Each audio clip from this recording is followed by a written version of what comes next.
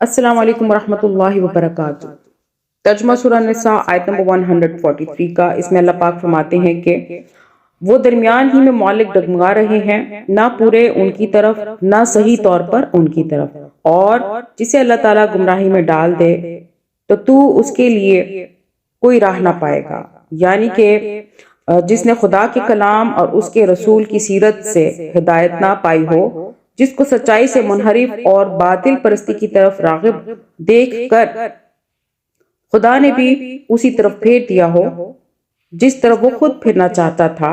اور جس کی ضلالت طلبی کی وجہ سے خدا نے اس پر ہدایت کے دروازے بند اور صرف ضلالت ہی کے راستے کھول دیے ہوں،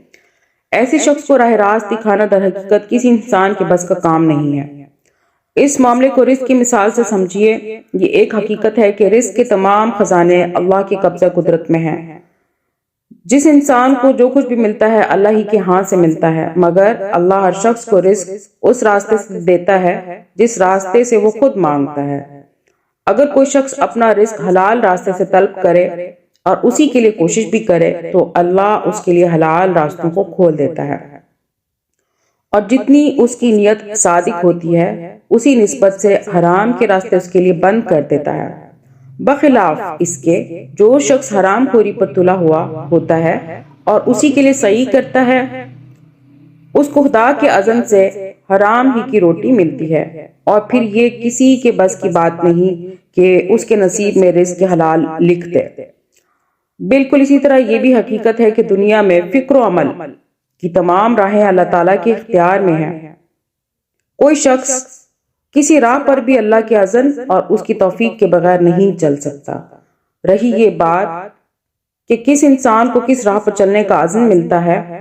اور کس راہ کی راہبری کے اسباب اس کے لیے ہموار کیے جاتے ہیں، تو اس کا انحصار سراسر آدمی کی اپنی طلب اور سعی پر ہے۔ اگر وہ خدا سے لگاؤ رکھتا ہے، سچائی کا طالب ہے اور خالص نیت سے خدا کے راستے پر چلنے کی سعی کرتا ہے، تو اللہ اسی کا اذن، اسی کی توفیق اسے عطا فرماتا ہے اور اسی راہ پر چلنے کے اسباب اس کے لیے موافق کر دیتا ہے۔ بخلاف اس کے جو شخص خود گمراہی کو پسند کرتا ہے اور غلط راستوں ہی پر چلنے کی سعی کرتا ہے، اللہ کی طرف سے اس کے لیے ہدایت کے دروازے بند ہو جاتے ہیں